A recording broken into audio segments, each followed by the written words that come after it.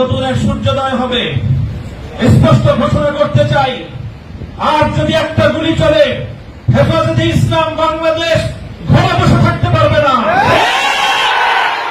আমার সন্তানের লাশ নিয়ে আমরা কবরস্থানের দিকে যাব না।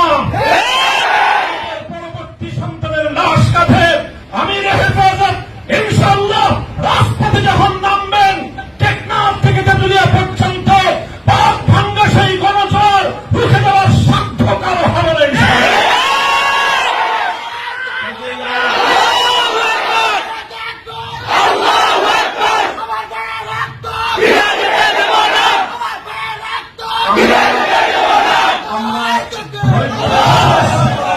করেছি পরিস্থিতি এভাবেই যদি চলতে থাকে, আর যদি আমাদের দেশের জনগণের নিরাপত্তার দায়িত্বে নিয়োজিত আইন শৃঙ্খলা রক্ষাকারী বাহিনী বুলেট যদি আর বন্দুকের নল থেকে আরেকটি বুলেট ছুড়ে, তাহলে বাংলাদেশের পরবর্তী গণ অভ্যুত্থান অবশ্যম্ভাবী হবে।